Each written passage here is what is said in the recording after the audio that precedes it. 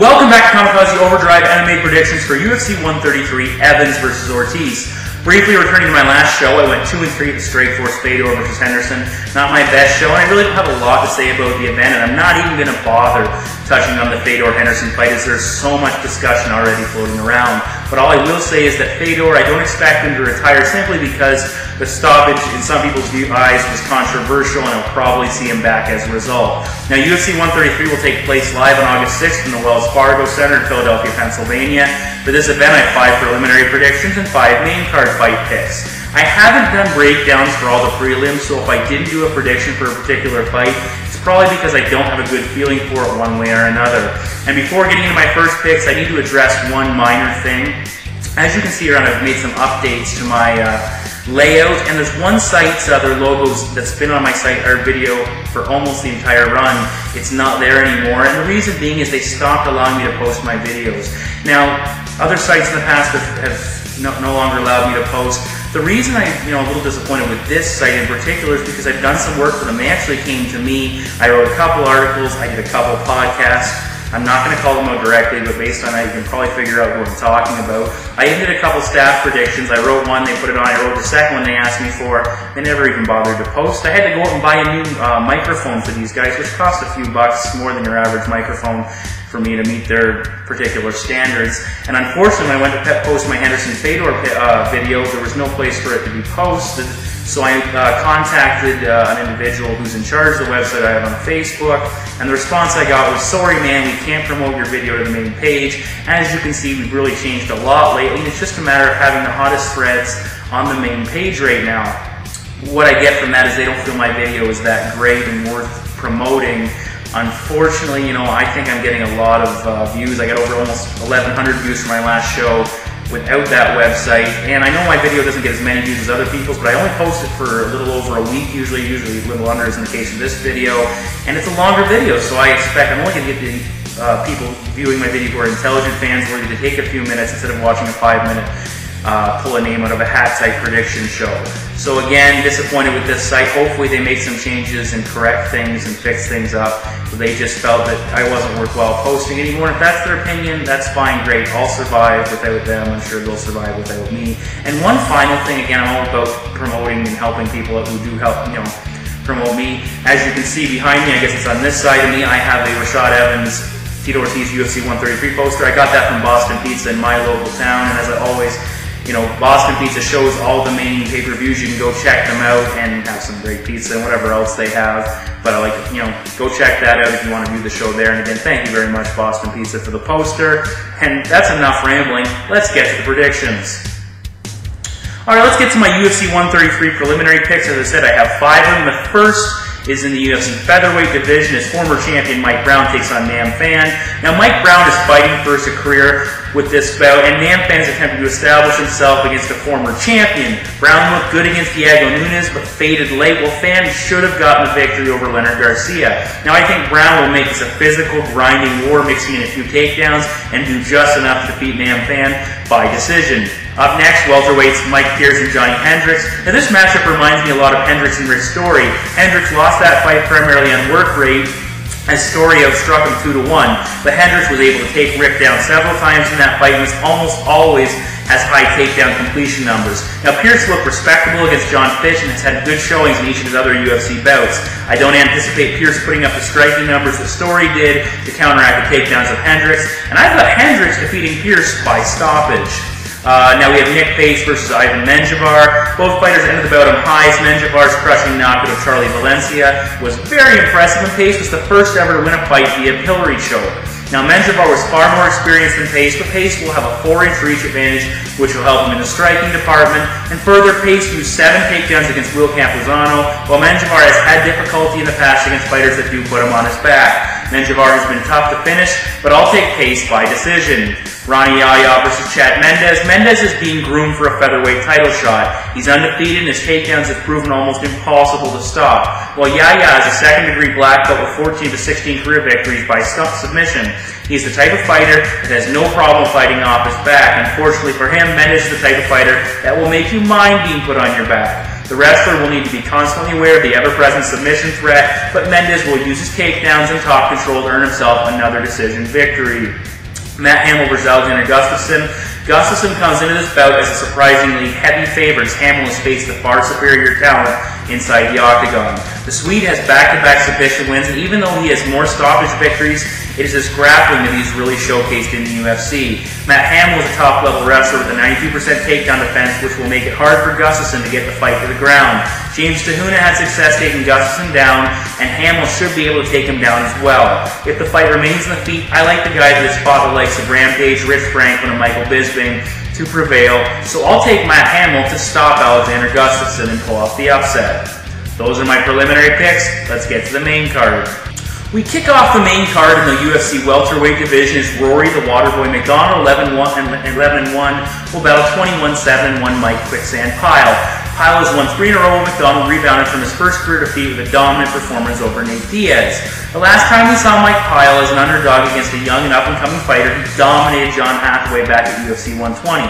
Pyle is a veteran fighter with 29 career fights, and he has taken on some pretty impressive names like Jake Shields, John Fish, and Rampage Jackson, so there isn't much Pyle hasn't seen. He's a BJJ brown belt with 16 submissions, by far his largest win total. He put on a grappling clinic against Hathaway, completing 5 takedowns, and late in the second round caught the Brit in an inverted triangle, and even though he didn't finish, he was able to punish Hathaway from the position. Although Pyle is best on the mat, he doesn't have the strongest takedown game at 26% completion rate. McDonald has a perfect 100% takedown defense in the UFC, having defended a total of 12 attempts over 3 fights, including an impressive 7 takedowns stuffed against Nate Diaz.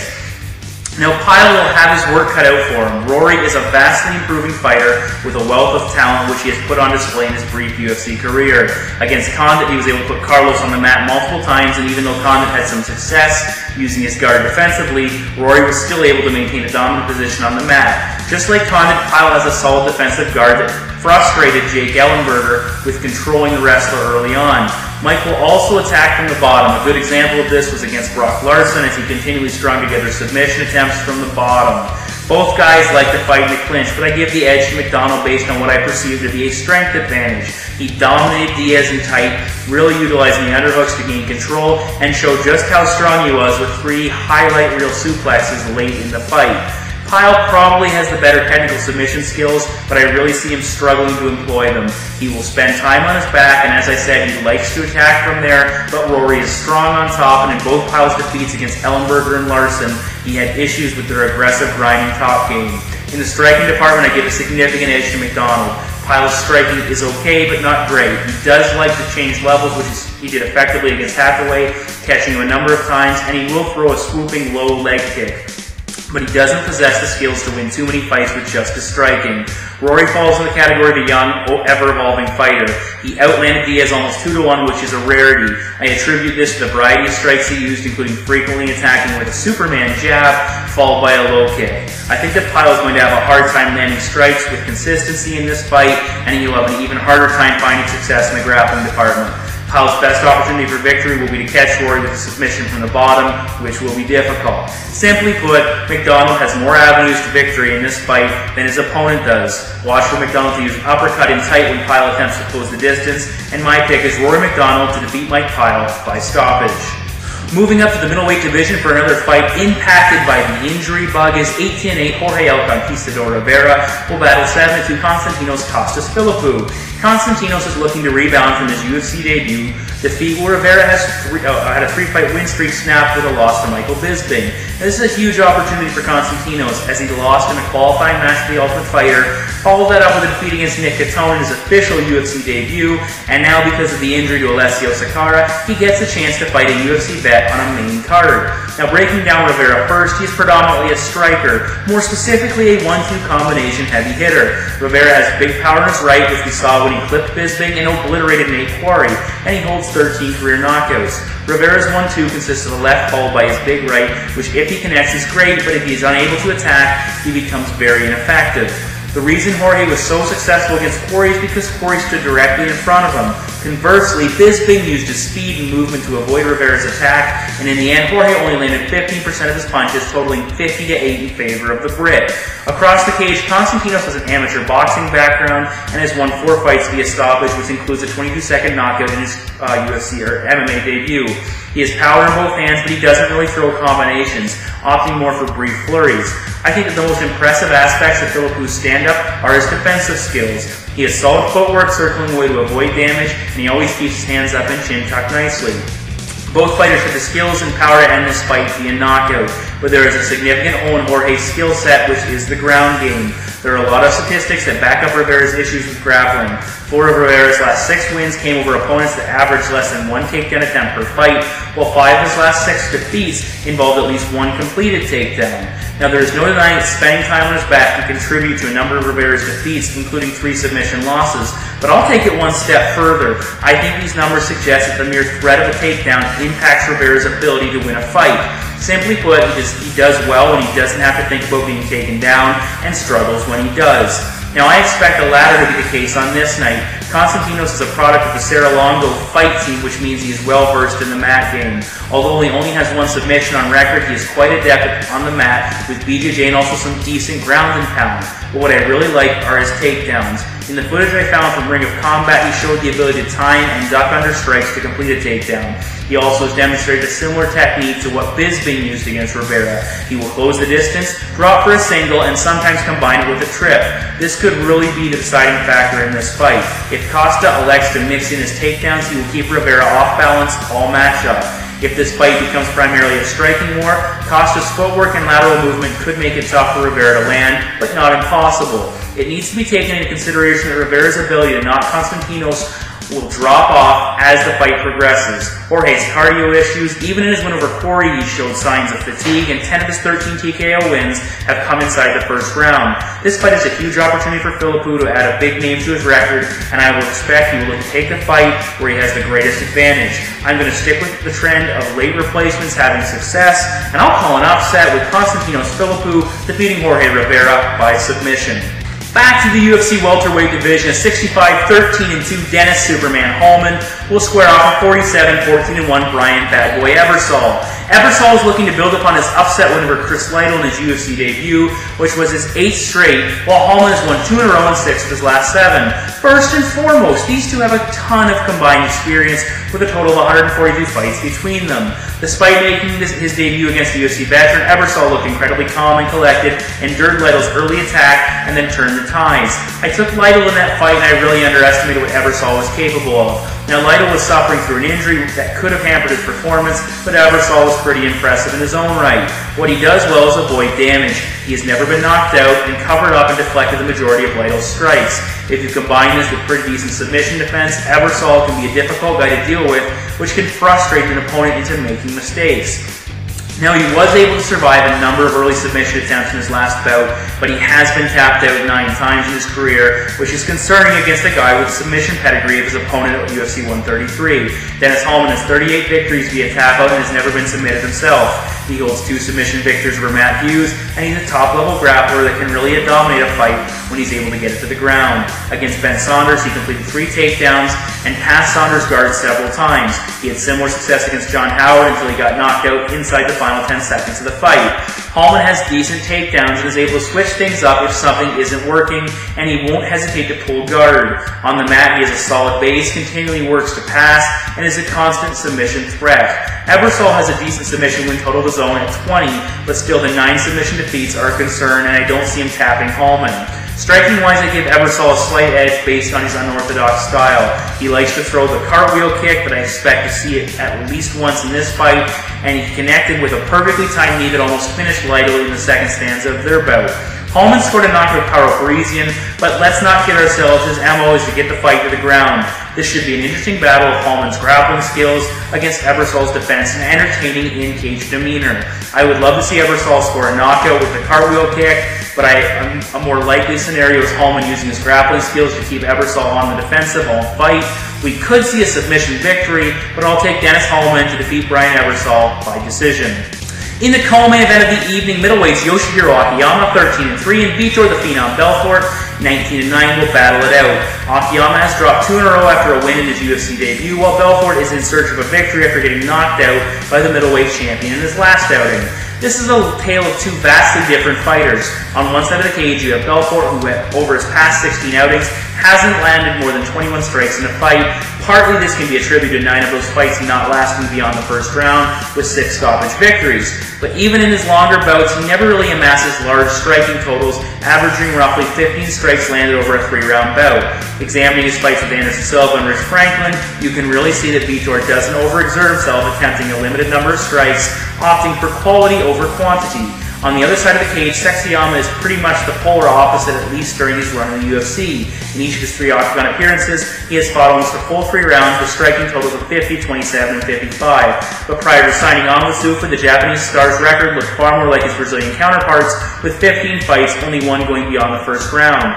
This change from brief altercation to long drawn-out battle could be what has attributed Akiyama's 1-2 record, with his lone victory being controversial.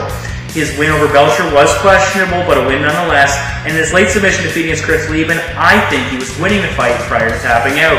Either way, Akiyama slows down noticeably in the later stages. There is no denying that but he is incredibly tough to finish, and he has an iron chin, only having been stopped once. Vitor Belfort has gone into the 3rd round on 7 occasions with a dismal record of 2-5. This would suggest that Vitor is just as vulnerable in the later stages of a fight as Akiyama. So the way I look at it is that even if this fight isn't finished inside the first half, it could very well be decided early on. With both fighters fresh, I think that Belfort's hand speed and technique will be the deciding factor. Akiyama had issues with Bisping's speed and became predictable, continually attempting to land his right with little setup while standing directly in front of the brick, as Bisping landed over and over again. Although Akiyama wasn't knocked out in either fight, he was rocked on several occasions, and combining the power of Lieben with the technique and quickness of Bisping, you'll have something similar to Belfort's skill set, which could be the perfect combination to stop Akiyama. I expect a feeling out process early before the two begin to exchange, with the Phenom landing and avoiding more, especially as Yoshihiro slows down. My only concern is how Belfort will respond to suffering his first real knockout defeat, but he is a veteran fighter, so he should rebound nicely. My pick is Vitor Belfort to defeat Yoshihiro Akiyama by stoppage. In the main event of the evening, 17-8-1, Huntington Beach bad boy Tito Ortiz will battle Sugar Rashad Evans 21-1, as they both look to improve upon their original bout that ended in a draw back at UFC 73. Evans has won 2 in a row since dropping his title, while Tito will try to build upon his victory over Ryan Bader just over a month ago. As is always the case when predicting a rematch, it's important to return to the original bout in an attempt to pull as much information as possible. But this isn't the same as Penn Edgar 2 was or Maynard Edgar 3 will be. The first meeting of Tito and Rashad took place over 4 years and a number of significant fights ago. Ortiz was coming off a title fight loss against Chuck Liddell and the most active year of his career. Evans, on the other hand, was just starting out, looking to find his place within the division. Comparatively, Rashad was still developing his skill set and finding himself as a fighter, while Tito was the established and experienced veteran.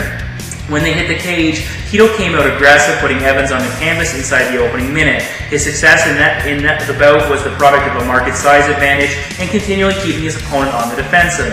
Evans was for the most part tentative and unable to implement his game plan, and if it wasn't for Tito being docked a point for holding the cage, Ortiz would have been awarded the victory. Fast forward to August 2011 and we have a rematch with 2 vastly different fighters. Evans is now an experienced veteran, having battled the elite of the division, while Tito is looking to re-establish himself as a top contender.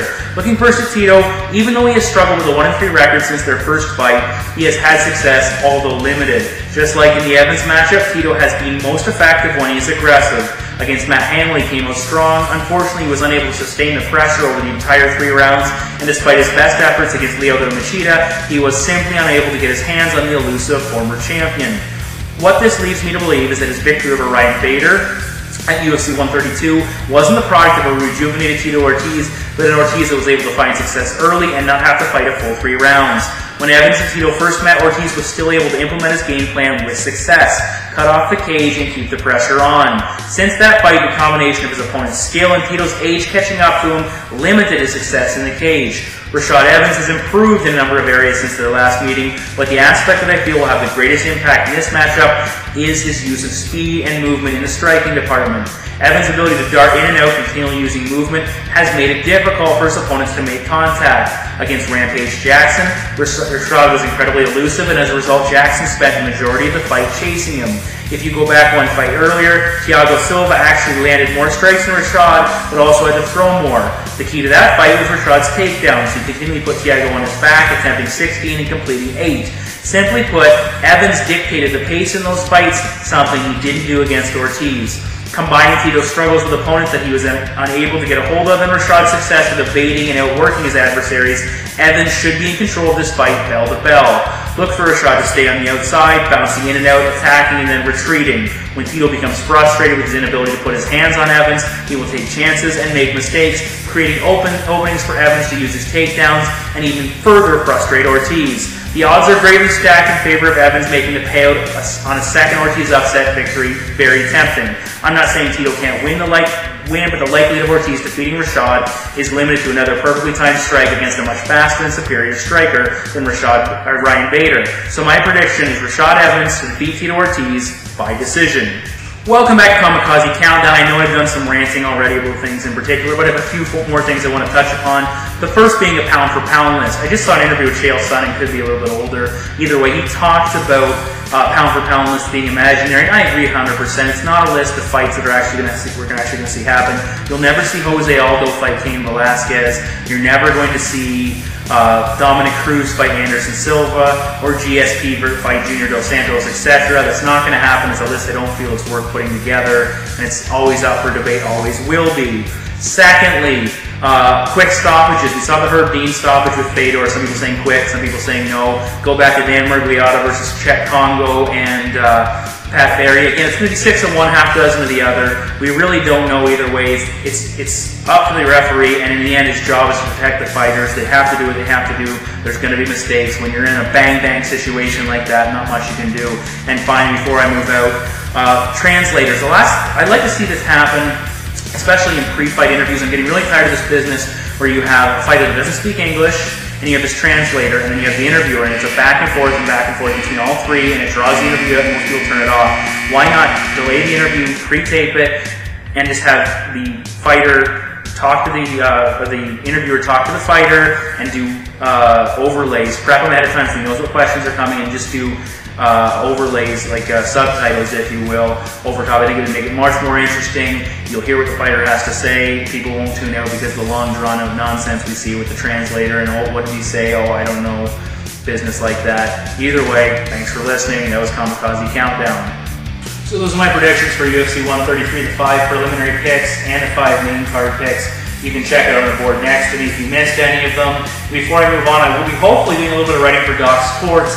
Now, obviously, if you are checking out my video, you're getting my input on the different fights for MMA, but I would recommend checking out that site for various picks on NFL, NBA, and other major sports. They do a lot of betting information. They do a lot of good work there, so please check out DocSports.com. So again, thank you for watching the video. Please feel free to comment on any of my predictions, my rankings, which I have now expanded, and Kamikaze Countdown. And I will see you back here next time. Take it easy, and good luck this coming weekend.